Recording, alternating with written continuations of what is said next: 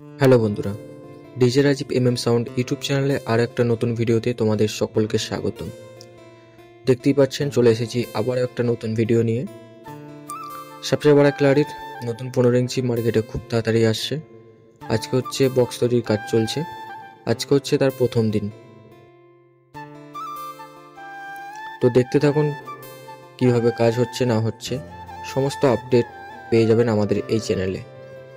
আর যারা এখনো পর্যন্ত ভিডিওটিকে লাইক করেননি অবশ্যই লাইক করে দেবেন, আর এই ধরনের ভিডিও সবার আগে পাওয়ার জন্য অবশ্যই আমাদের চ্যানেলটিকে সাবস্ক্রাইব করে রাখবেন।